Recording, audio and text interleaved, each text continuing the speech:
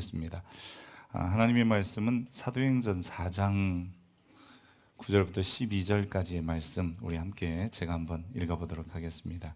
신약성경 191면 혹은 192면에 있는 사도행전 4장 9절부터 12절입니다. 만일 병자에게 행한 착한 일에 대하여 이 사람이 어떻게 구원을 받았느냐고 오늘 우리에게 질문한다면, 너희와 모든 이스라엘 백성들은 알라. 너희가 십자가에 못 박고 하나님이 죽은 자 가운데서 살리신 나사렛 예수 그리스도의 이름으로 이 사람이 건강하게 되어 너희 앞에 섰느니라. 이 예수는 너희 건축자들의 버린 돌로서 집 모퉁이의 머릿돌이 되었느니라. 다른 이로서는 구원을 받을 수 없나니 천하 사람 중에 구원을 받을 만한 다른 이름을 우리에게 주신 일이 없음이라 하였더라. 아멘. 이것은 하나님의 말씀입니다. 지난 여름엔 비도 많이 오고 장마도 와서요, 지난 7월에 안타까운 소식도 있었습니다. 오송에 있는 궁평 제2 지하차도의 참수 사고는 정말 아픈 기억이 아닐 수 없습니다. 근데 그런 와중에 버스 기사들이 또 버스 승객을 탈주시려고 했던 분이 한 분 계신데, 결국 자기도 이 목숨을 잃는 이수영 씨, 우리가 기억하고 있습니다. 또 4월에는 음주 측정 거부 차량을 추격하고 경찰의 검거에 도움을 주다가 부상을 입은 정종일 씨, 이런 분들을 비롯해서 시민 영웅들을 지난달에 사회복지재단과 S5일에서 시민 영웅상 이런 상을 드리고 또 조금의 상금과 상패도 전달했다고 합니다. 어려운 순간에 남을 돕는다는 거 결코 쉬운 일이 아닐 겁니다. 그럼에도 불구하고 때로는 이름도 밝히지 않고 조용히 도왔던 사람도 있고요. 우리가 지난 여름에 우산천사라고 하는 한 사람을 통해서 이 사회가 감동을 받기도 했습니다. 그러고 보면 우리도 살아가다 보면 크고 작은 도움을 누구에게인가 주기도 하고 받기도 하는 것을 알 수 있습니다. 2019년에 미국 사회를 참 감동을 주었던 한 부부의 이야기인데요. 아내 세릴 그리고 남편이 프랭크입니다. 근데 이 두 사람이 아내가 먼저 신장을 기증했어요. 근데 그 모습을 보고 남편도 3개월 후에 신장을 기증하는 일을 해서 미국 사회에 큰 감동이었다고 합니다. 근데 이런 외국 사례 말고요, 우리나라는 이미 이런 분들이 아주 여러 분 계세요. 그러니까 부부가 서로 신장을 기증하거나 간 이식을 하는데 자기하고도 상관도 없고 전혀 모르는 사람들에게 그런 일을 하는 분들이 꽤 많습니다. 이렇게 누군가에게 자기의 것을 즉 희생해서 그 사람들의 생명을 살리기도 하고요, 또 때로는 이 새로운 삶을 부여해 주기도 하는 모습을 우리가 보게 됩니다. 참 자기를 희생해서 누군가를 살린다, 돕는다, 결코 쉽지 않지만 최소한 그것은 값진 일임을 우리는 알 수 있습니다. 오늘 우리가 읽은 성경은요, 이 사도들이 복음을 전하면서 작은 기적이 하나 일어나게 됩니다. 그 기적을 일으키자 그 기적을 일으킨 사람을 놓고, 즉 기적을 경험한 사람을 놓고 논쟁이 생겼어요.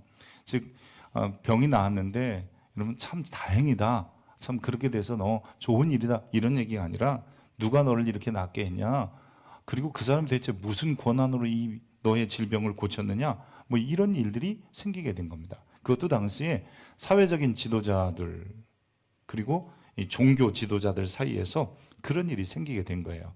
그 사람도 이 병 나은 사람들을 이 종교 지도자들이나 사회 지도자들이 잘 알았던 이유는 예루살렘이라는 성전 앞에 그 사람이 앉아서 구걸하고 있었거든요. 한 푼 주세요, 이런 거요.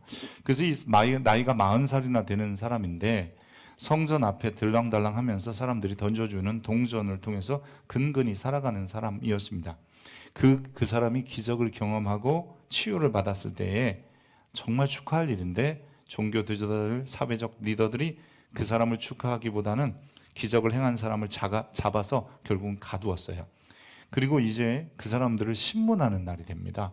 즉 예수님의 제자 중 베드로와 요한이라는 사람이 이 두 사람이 한 사람을 고쳤던 거죠. 병을 고쳐서 걷지 못하던 사람이 걷게 되고 건강을 돌려주고, 자유롭지 못한 사람에게 자유를 주어서 그 사람이 이제는 좀 자기의 두 다리로 걸으면서 건강하게 살 수 있는데, 이렇게 물어봐요. 누가 고치라고 그랬냐는 거야. 누구의 이름으로 고쳤냐는 거예요. 우리나라는요, 여러분 그 타인을 치료하는 의료 행위는 누구 이름으로 해야 되냐면 보건복지부 장관이 발행하는 면허증을 가지고 있는 사람만 할 수 있어요. 그러니까 우리나라 의사들은 쉽게 말해서 이런 거야. 나 보건복지부 장관과 대한민국 정부의 이름과 권한으로 이 일을 한다, 이렇게 말하는 거거든요. 근데 이 베드로와 요한이 뭐 의사도 아니에요. 그리고 당시에는 의사 면허증과 뭐 이런 것들을 주는 그런 시대도 아니었습니다.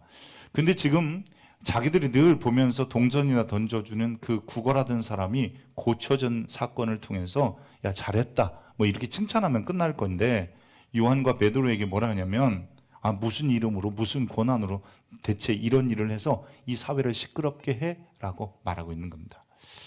그 사람들을 치료할 때, 그 사람을 일으켜 세울 때에 이 베드로와 요한은 오직 딱 하나의 이름을 썼어요. 나사렛 예수 그리스도의 이름이라고 그랬어요. 그리고 그 사람을 이렇게 잡아 일으켰더니 걷지 못하던 사람이 다리에 힘이 생겨서 걷게 되었다. 성경은 그렇게 기록하고 있습니다. 예수의 이름으로 치유가 일어났다. 그리고 그 권세와 권위는 예수가 준 거다. 이렇게 말했던 것이죠.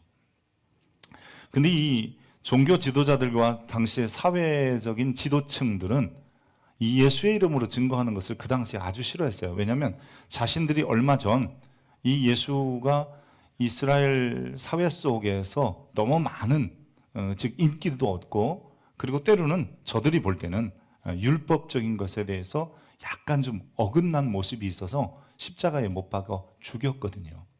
자기가 죽인 예수의 이름으로 사람들을 고치고 치료했다, 그리고 그 권세를 가지고 그랬다, 그러니까 이 종교 지도자들이나 사회 지도층들이 싫어하는 거죠.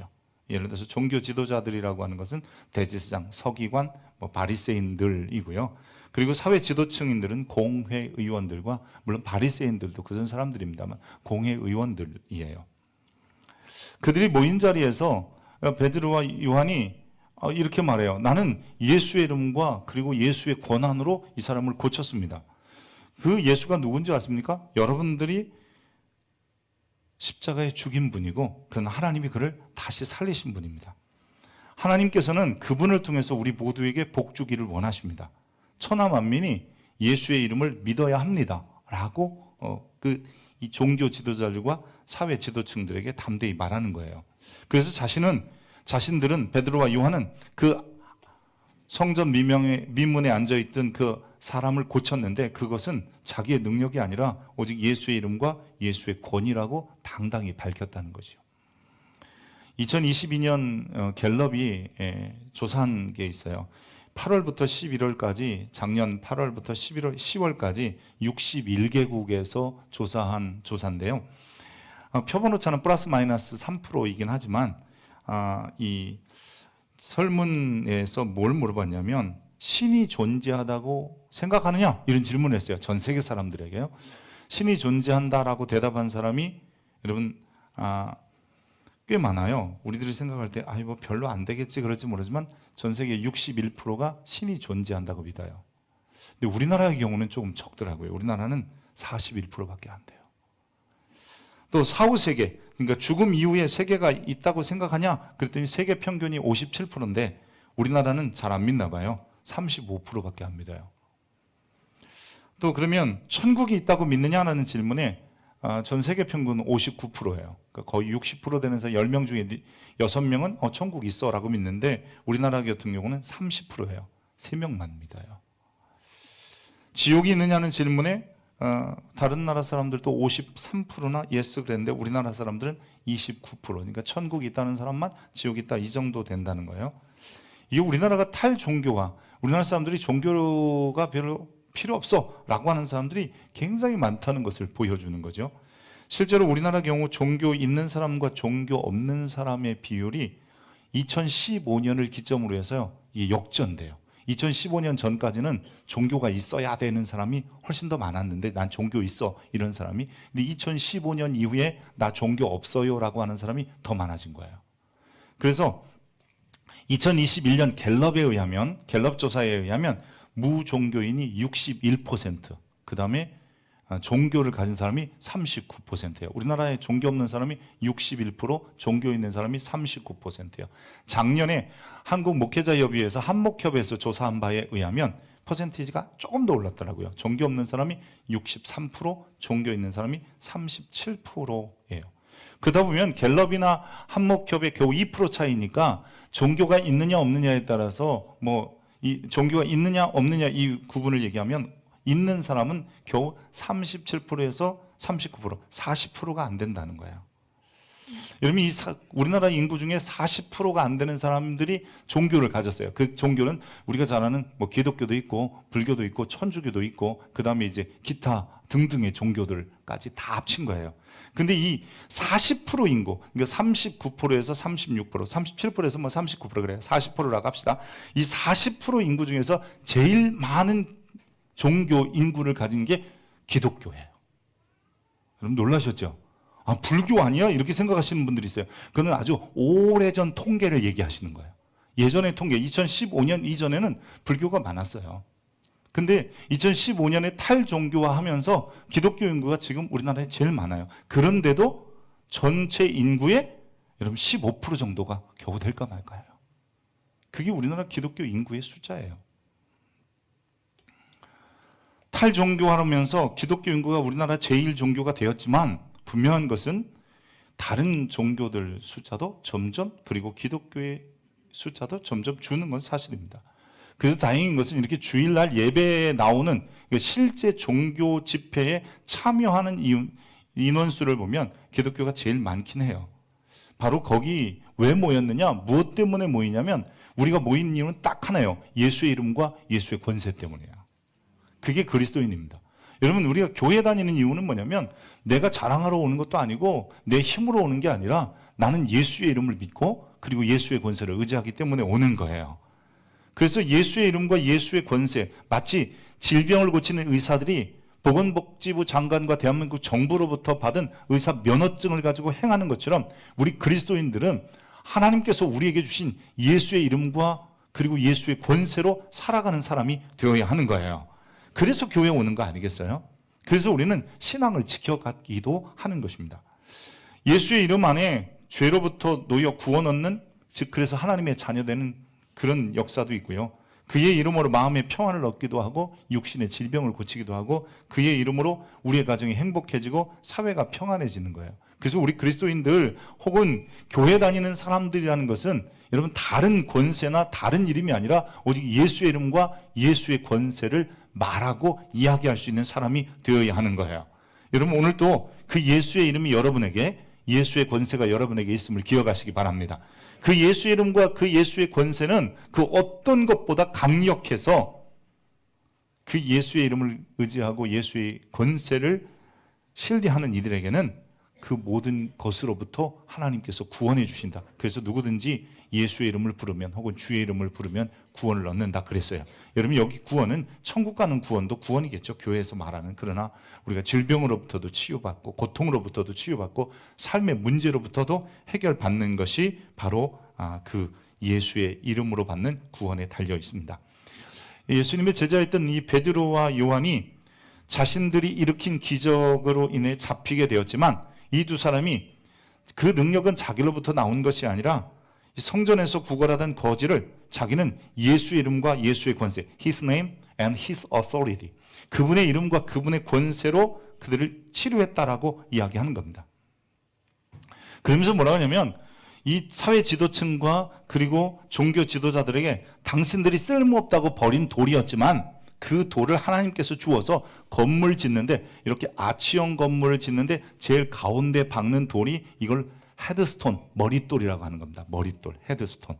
왜냐하면 우리는 머릿돌 그러면 건물을 지어놓고 요만하게 썼고 머릿돌 그리고 몇 년 몇 월에 거층 시작을 해서 언제 완공을 했습니다. 이런 걸 쓰는 게 머릿돌이 아니라, 머릿돌은요 아치형 건물을 짓는데 하나씩 쌓아 올라가다 제일 가운데 이 건물을 다 받치고 있거나 이 문이나 이런 걸 만들 때 이 잡고 있어야 무너지지 않도록 하는 게 바로 머릿돌인데,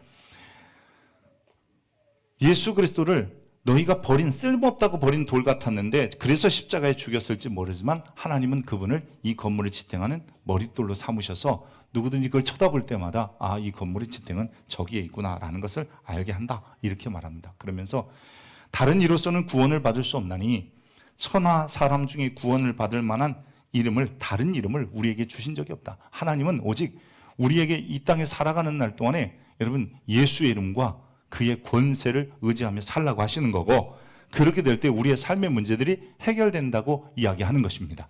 저는 여러분 모두가 예수의 이름과 예수의 권세를 의지할 수 있기를 축복합니다. 죽음과 사후 세계의 문제, 그게 사람의 문제거든요. 죄와 의롭게 되는 문제, 나는 어떻게 이 죄로부터 벗어날 수 있을까? 또 고통과 두려움의 문제, 살다 보면 왜 이렇게 많은 고통이 있고, 그리고 뭔가 모르는 이 두려움이 우리에게 오기도 해요. 또 질병과 가난의 문제, 이 수많은 문제들이 우리의 삶의 현실 속에 부딪혀오는 문제들입니다. 그래서 이 문제들을 잊어버리고 살면, 그런데 여러분 꼭 기억날 때가 있는 거예요. 어렵고 힘들 때, 답답하고 외로울 때, 또 갑작스러운 일을 만났을 때 이런 상황이 그럴 때 우리는 해결할 방법이 없는 거예요. 우리나라가요, 자살률이 높아지는 이유가 뭐냐면 여러분 이런 겁니다. 탈종교화하면서 종교가 필요 없다라고 생각하다 보니까 갑자기 어려움을 팍 막치면 막막한 거예요. 눈앞이 깜깜해요. 아무것도 할 수 없는 거예요. 해결할 방법을 못 찾는 거예요. 그래서 모르겠다, 죽어버리자 그러자는 거예요. 여러분 신앙을 갖는 분들도 종종 이런 생각하시잖아요. 어릴 때 신앙을 가졌는데 내가 어떤 문제가 있어서 다시 신앙을 가져야지, 그러면 어릴 때 다녔던 교회 생각나고요. 어릴 때 혹시 친구들과 함께 가서 주일학교에서 빵 얻어먹었던 생각나서 교회 오는 거거든요. 근데 이런 게 자꾸 없어지는 거예요. 마치 돈이면 최고인 것 같고 즐기고 행복하면 되고, 요즘 MZ세대들의 의식들이나 이런 사고들은 저희 같은 사람들은 이해가 잘 안 돼요. 이게 기성세대예요. 그래서 MZ가 저희를 볼 때마다, 저만 봐도 MZ들이 볼 때 우리 목사님 꼰대야 뭐 이런 거예요. 왜냐면 이게 사고가 다른 거거든요. 근데 아무리 사고가 달라도 MZ든지 아니면 X세대든지 요즘 이제 젊은 아이들, 이 10대 아이들은 알파 세대라고 하는데, 이 알파 세대든지 간에 어떤 세대든지, 그리고 그 이전에 지금 60대 이상 돼서 70대 되시는 가까운 분들이 이제 6.25 전쟁 이후에 베이비 부모 시대의 사람들이잖아요. 이 모든 분들이 여러분 예수의 이름과 그분의 권세를 알지 못하면 결정적인 순간에 이거 죽어버리면 된다, 없어져 버리면 된다, 이런 생각을 하는 거예요. 그러나 우리는 예수의 이름과 그의 권세를 알고 있기 때문에 오히려 어려운 문제가 생기면 그분의 이름으로 치료받고 그분의 권세로 해결받으면 돼 라고 하는 마음을 갖게 되는 겁니다. 여러분 신앙은 다른 게 아니더라고요. 예수 믿는 건 다른 게 아닙니다. 그분의 이름으로 해결될 것이며 그분의 권세로 모든 문제들이 성취될 거야, 이루어질 거야 라고 하는 확신을 갖고 사는 겁니다. 원래 이 그리스도라는 말은요, 이런 말입니다. 이 헬라어, 그릭어로 크리스토스, 이 말을 우리말로 음역한 게 그리스도이고요.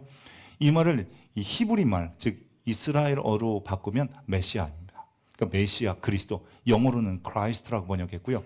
우리는 크리스토스를 음역해서 그냥 그리스도라고 음역한 거고요.